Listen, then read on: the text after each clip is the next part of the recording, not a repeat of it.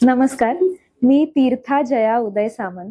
अंगाईच्या संतवाणीच्या कुशीत छत्रपती शिवरायांच्या जिजाऊंच्या शौर्याच्या कथा ऐकत वाढलेली माय मराठीची कन्या.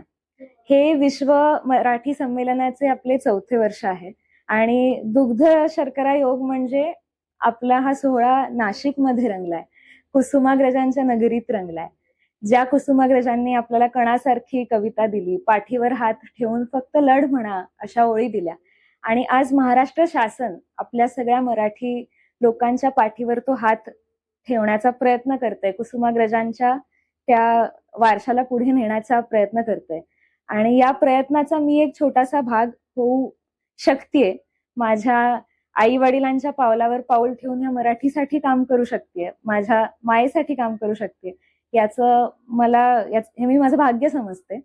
मी विश्व मराठी संमेलनाचा आज भाग होत असताना गेली 2 वर्ष जेव्हा मी एका जागतिक व्यासपीठावर होते, मी लंडन स्कूल ऑफ इकॉनॉमिक्स मध्ये मास्टर्स करत होते, तेव्हा तिथे मला युवकांसाठी स्टुडंट्समध्ये मराठी मंडळ स्थापन करता आलं. ती माझी मराठीशी घट्ट केलेली नाळ, याचं संपूर्ण श्रेय माझ्या आई वडिलांचं आहे.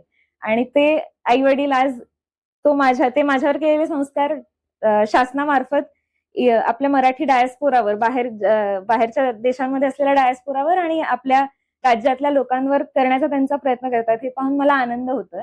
आणि मराठी भाषा नक्कीच धोक्यात नाहीये, मराठी भाषा नक्कीच मरत नाहीये. कारण आज नाशिकमध्ये इथे आपल्याला जो प्रतिसाद मिळतोय, ज्या प्रकारे लोकसमुदाय येतोय, ते बघून हे मी अगदी खात्रीनिशी सांगू शकते, जगभरातून लोक आपल्या आईकडे परत येत आहेत, आपल्या मराठीसाठी परत येत आहेत. त्यामुळे आपली भाषा बिलकुलच धोक्यामध्ये नाहीये.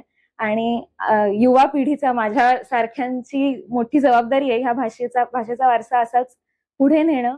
वीज वाचवायची असेल तर तिचा वापर कमी करावा लागतो, पण भाषा वाचवायची असेल तर तिचा वापर वाढवावा लागतो. हे वाक्य मी माझ्या अगदी लहानपणी कौशल इनामदार सरांकडून ऐकलं आणि ते मी आचरणात आणण्याचा प्रयत्न करते.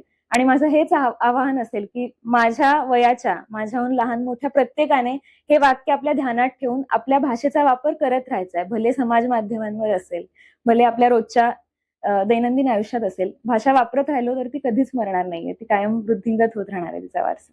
धन्यवाद.